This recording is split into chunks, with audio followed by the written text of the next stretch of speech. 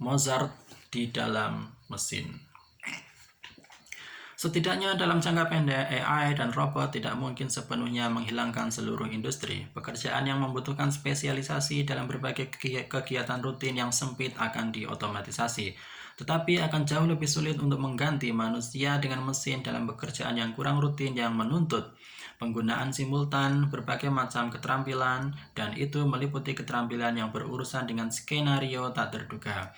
Ambil perawatan kesehatan misalnya, praktis banyak dokter hanya fokus secara eksklusif pada pemrosesan informasi. Mereka menyerap data medis, menganalisisnya, dan menghasilkan diagnosis. Perawat sebaliknya juga membutuhkan keterampilan motorik dan emosional yang baik untuk memberikan suntikan yang menyakitkan, mengganti perban, atau menahan pasien yang kasar.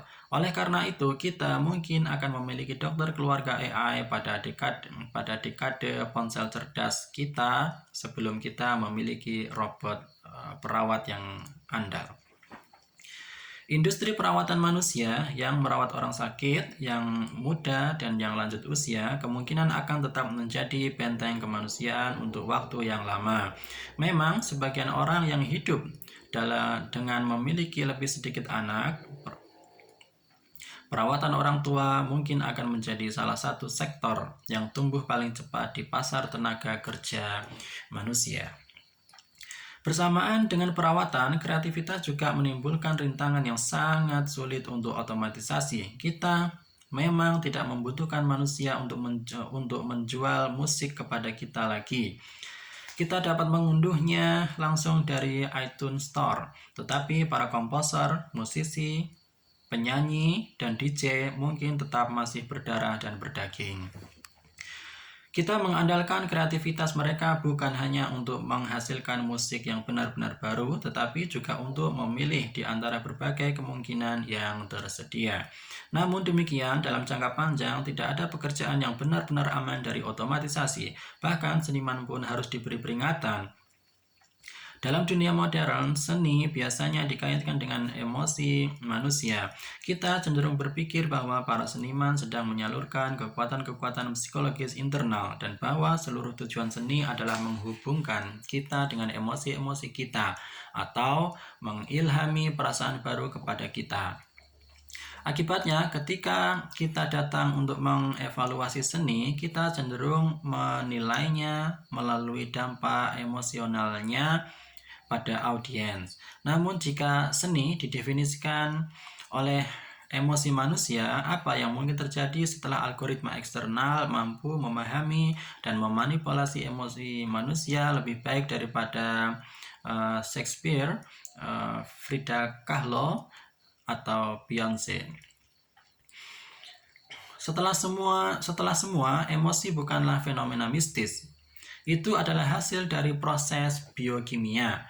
Oleh karena itu, dalam waktu yang tidak terlalu lama, algoritma pembelajaran mesin dapat menganalisis data biometrik yang mengalir dari sensor dan di dalam tubuh Anda. Menentukan tipe kepribadian Anda, suasana hati Anda yang berubah, dan menentukan tipe kepribadian Anda dan suasana hati Anda yang berubah, dan menghitung dampak emosional yang mungkin Anda miliki, yang mungkin dimiliki lagu tertentu, bahkan nada musik tertentu kepada Anda. Dari semua bentuk seni, musik mungkin yang paling rentan terhadap analisis big data, karena baik input maupun output memberikan gambaran sistematis yang tepat. Inputnya adalah pola matematis gelombang suara, dan outputnya adalah pola elektrokimia dan badai neuronal.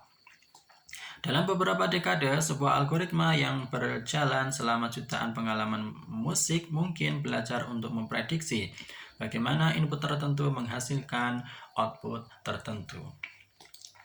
Seandainya Anda baru saja bertengkar hebat dengan pacar Anda, algoritma yang bertanggung jawab atas sistem suara Anda akan segera melihat gejolak emosi batin Anda, dan berdasarkan apa yang diketahui tentang Anda secara pribadi dan tentang psikologi manusia pada umumnya, ia akan memainkan lagu-lagu yang disesuaikan untuk beresonansi dengan kesuraman Anda, dan menggemakan kesedihan Anda.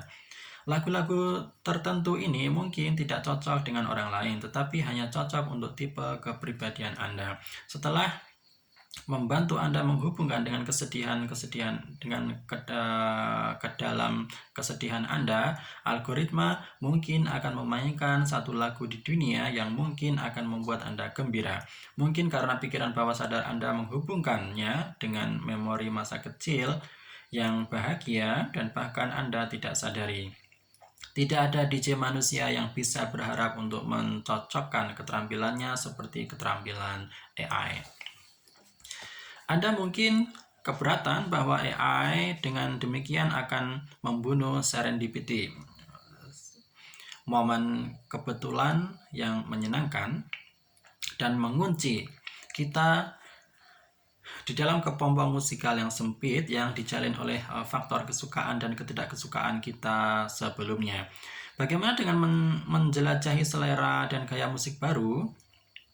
Tidak masalah, Anda dapat dengan mudah menyetel algoritma untuk membuat 5% dari pilihannya sepenuhnya secara acak yang tanpa diduga melemparkan pada Anda rekaman ensemble gamelan Indonesia, opera Rossini, atau hit K-pop terbaru. Seiring waktu dengan memantau reaksi-reaksi Anda, AI bahkan dapat menentukan tingkat keacakan ideal yang akan mengoptimalkan eksplorasi sambil menghindari gangguan, yang mungkin menurunkan tingkat serendipity menjadi 3% atau menaikkannya menjadi 8%.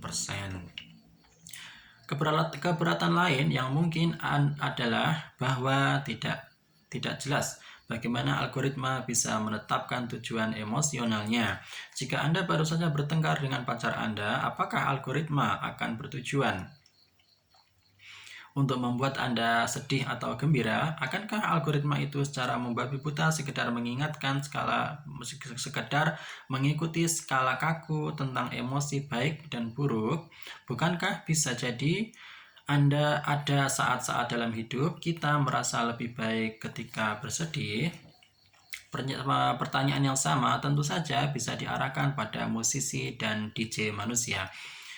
Namun dengan algoritma ada banyak solusi menarik untuk teka-teki ini.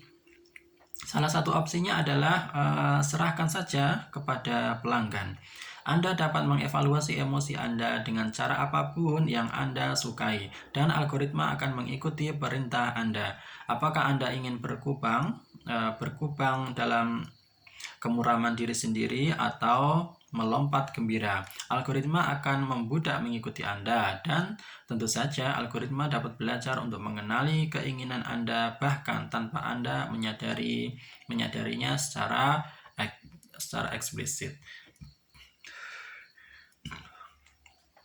Sebagai alternatif, jika Anda tidak percaya diri, Anda dapat menginstruksikan kepada algoritma untuk mengikuti rekomendasi psikologis terkemuka yang Anda percayai. Jika pacar Anda akhirnya mencampakkan Anda, algoritma mungkin akan memandu Anda dalam melewati 5 tahap kesedihan yang kaku. Pertama-tama, ia akan membantu Anda menyangkal apa yang telah terjadi dengan memainkan lagu Bobby McFerrin, Don't Worry Be Happy. Lalu mencambuk kemarahan Anda dengan memainkan You Oughta Know dari Alanis Morissette. Lalu mendorong Anda untuk tawar-menawar dengan masalah Anda melalui lagu Jacques Brel, Nenem Quitte Pas, dan lagu Paul Young, Come Back and Stay, menjatuhkan Anda ke dalam lubang depresi dengan Someone Like You dan Hello milik Adele, dan akhirnya membantu Anda untuk menerima situasi dengan I Will Survive dari Gloria Gaynor. Langkah selanjutnya adalah algoritma akan memulai mengotak-atik lagu dan melodi itu sendiri, mengubahnya sedikit demi sedikit agar sesuai dengan kebiasaan Anda. Mungkin Anda tidak menyukai bagian tertentu dari lagu yang sangat bagus. Algoritma akan tahu karena jantung Anda berdegup kencang dan kadar oksitosin Anda turun sedikit setiap kali Anda mendengarkan bagian yang mengganggu itu. Algoritma dapat menulis ulang atau mengedit rekaman yang menyinggung itu. Dalam jangka panjang, algoritma dapat belajar cara menyusun seluruh lagu, bermain di emosi manusia seolah-olah kita adalah keyboard piano. Dengan menggunakan data biometrik Anda, algoritma tersebut bahkan dapat menghasilkan melodi yang dipersonalisasi, yang hanya Anda sendiri di seluruh alam semesta yang akan mengapresiasinya. Sering dikatakan bahwa orang terhubung dengan seni karena mereka menemukan diri mereka di dalamnya. Hal ini dapat menyebabkan hasil yang mengejutkan, yang agak menyeramkan jika dan ketika, katakanlah, Facebook mulai membuat seni yang dipersonalisasi berdasarkan semua yang diketahui tentang Anda. Jika pacar Anda meninggalkan Anda, Facebook akan menyuguhkan kepada Anda sebuah lagu individual tentang bajingan itu dan bukan lagi tentang orang tak dikenal yang menghancurkan hati Adele atau Alanis Morissette. Lagu ini bahkan akan mengingatkan Anda tentang insiden nyata dari hubungan Anda yang tidak diketahui oleh siapapun di dunia. Tentu saja seni yang dipersonalisasi mungkin tidak akan pernah tersentuh karena orang akan terus memilih hits umum yang disukai semua orang. Bagaimana Anda bisa menari atau bernyanyi bersama dengan lagu yang hanya Anda yang tahu, tetapi algoritma dapat lebih membuktikan kemahirannya dalam menghasilkan klik global ketimbang keanehan yang dipersonalisasi. Dengan menggunakan database biometrik yang besar yang dikumpulkan dari jutaan orang, algoritma ini dapat mengetahui tombol biokimia mana yang harus ditekan untuk menghasilkan hit global yang akan membuat semua orang berjoget seperti orang gila di lantai dansa. Jika seni benar-benar menginspirasi atau memanipulasi emosi manusia, hanya sedikit jika ada musisi manusia yang akan memiliki kesempatan untuk bersaing dengan algoritma semacam itu, karena mereka tidak dapat menandinginya dalam memahami instrumen utama untuk mereka mainkan, sistem biokimia manusia, yaitu sistem biokimia manusia. Akankah semua ini menghasilkan seni yang hebat? Itu tergantung pada definisi seni. Jika keindahan yang memang terletak di setiap telinga pendengar dan jika pelanggan selalu benar, maka algoritma biometrik memiliki peluang menghasilkan seni terbaik dalam sejarah. Jika seni adalah tentang sesuatu yang lebih dalam dari sekedar emosi manusia dan harus mengekspresikan kebenaran di luar getaran biokimia kita, maka algoritma biometrik mungkin tidak bisa menjadi seniman yang sangat baik. Tetapi tidak juga dengan kebanyakan manusia. Untuk memasuki pasar seni dan menggantikan banyak komposer dan performer manusia, algoritma tidak harus memulainya dengan langsung melampaui Tchaikovsky.